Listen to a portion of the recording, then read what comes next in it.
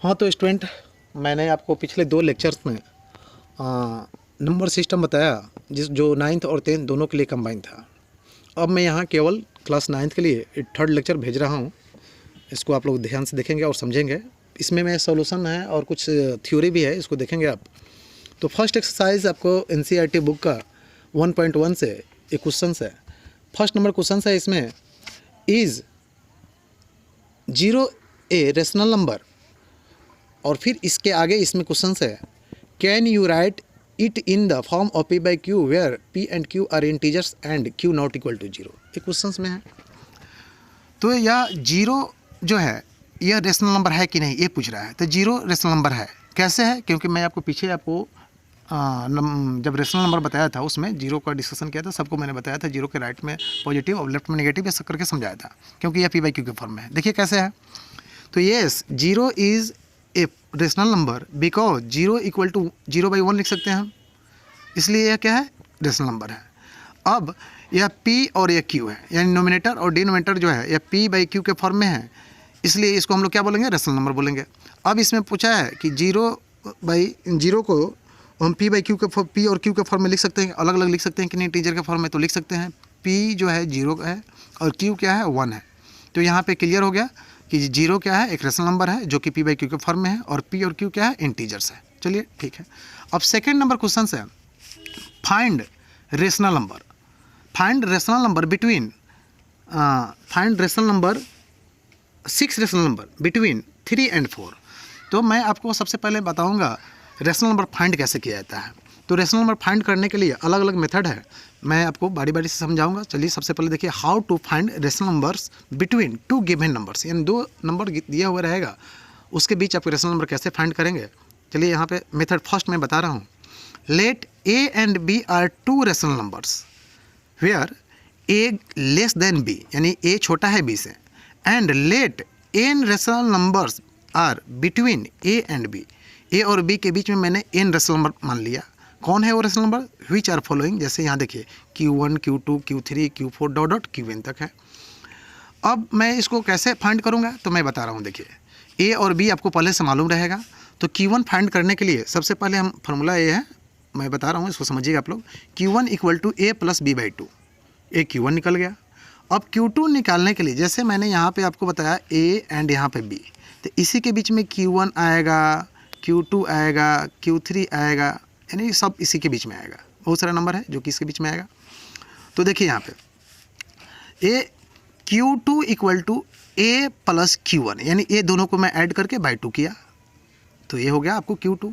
Q3 find करना है, तो Q3 के लिए मैं A और Q2, यानी जस्ट पहले वाले जो रेशनल नंबर निकल रहे हैं उसको फर्स्ट वाले रेशनल नंबर जिसके बीच में फाइंड करना है, फर्स्ट वाले यानी A के साथ उसको ऐड करना है और 2 से डिवाइड करना है। जैसे Q3 निकालें तो A प्लस Q2/2, Q4 निकालना है तो A प्लस Q3/2। इस तरह से हम आगे बढ़ेंगे। इसको एग्जाम्पल के लिए यहाँ समझा रहा हूँ। यहाँ देखें example, find 3 rational number between 5 and 6। 5 and 6 के बीच 3 रेशनल नंबर आपको फाइंड करना है। देखिए यहाँ, तो इसको हम यहाँ सोल्यूशन में बता रहा हूँ, इसको समझिएगा। एग्जाम्पल है, इसी तरह से आप अपने बुक से आप एक्सरसाइज को सॉल्व कीजिएगा। रेशनल नंबर फाइंड करने का जो मेथड है मैं फर्स्ट मेथड बता रहा हूँ, ध्यान से देखिए इसको। लेट A इक्वल टू 5, यानी कि छोटा नंबर को मैंने 5 लिया, यानी A मान लिया। छोटा नंबर यहाँ पर भी देखिए आपको, छोटा नंबर को A और बड़ा नंबर को B लिया था। तो A इक्वल टू 5 और B इक्वल टू 6। अब यहाँ पे 3 रेशनल नंबर फाइंड करना है। कितना फाइंड करना है? 3 रेशनल नंबर। तो यहाँ देखेंगे क्या, late Q1 Q2 and Q3, ये क्या है? 3 रेशनल नंबर बिटवीन 5 and 6। 5 और 6 के बीच में इसको 3 रेशनल नंबर मान लिए खुद से अपने से। अब यहाँ पे Q1 निकालने के लिए मैंने फार्मूला बताया आपको, समझाया ऊपर में क्या, Q1 equal to A plus B/2। तो यहाँ Q1 A के जगह पर 5 है और B के जगह पर 6 है, तो Q1 इक्वल टू 5 प्लस 6/2 यानी 11/2, ये आपको Q1 निकल गया। अब Q2 निकलना है, तो Q2 इक्वल टू क्या लिखेंगे? A plus Q1/2। तो ये फार्मूला फिर जैसे ऊपर में बताया था उसी के अकॉर्डिंग से। तो यहाँ पे देखिए Q2 का वैल्यू A के जगह पर 5 हो गया और B के जगह पर आपको Q1 कितना आया है? Q1 आया है आपको 11/2। तो Q2 equal to A plus Q1/2। तो मैंने यहाँ लिख दिया। ऊपर वाले दोनों का एलसीएम लिया 1, इसके नीचे 5 के नीचे कुछ नहीं तो 1 है, तो 1 और 2 का एलसीएम 2 हो गया। तो 5 2 जा 10, चूँकि 1 2 जा 2 होगा, तो यानी 5 2 जा 10, 11 का 11 हो गया यहाँ पे, और बाई में 2 है तो बाई में 2 लिख दिया।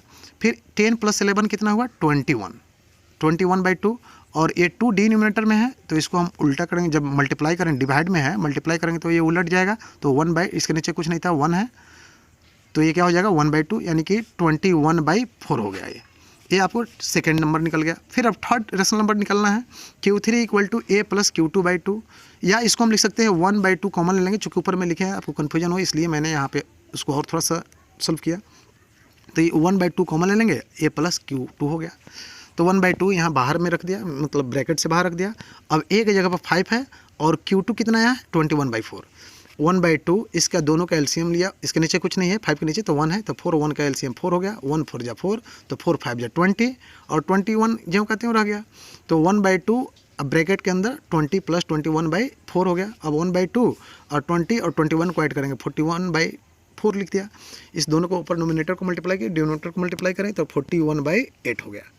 अब यहाँ पे देखिए 3 रिक्वायर्ड रेशनल नंबर, चूँकि लास्ट में मैं उसको जो फाइंड करना है उस चीज़ को मैं लिख रहा हूँ। There are 3 required rational number between 5 and 6, ये बिटवीन है, B/W का मतलब बिटवीन हुआ, बिटवीन 5 and 6 आर 11/2, सबसे पहले जो निकाला है मैंने Q1 वो 11/2 है, उसके बाद में Q2 है वो 21/4 और Q3 है 41/4। ये रेशनल नंबर डिफरेंट हो सकता है, इसका आंसर आपके बुक के आंसर से नहीं मैच करेगा, क्योंकि दो नंबर के बीच, चाहे वो रेशनल हो या इंटीजर्स हो या होल नंबर हो, उसके बीच इनफाइनाइट रेशनल नंबर होता है, ठीक है। तो कभी भी ये नोट में आप लिख दे रहा हूँ, यहाँ देखिएगा नोट में आपको देयर आर इनफाइनाइट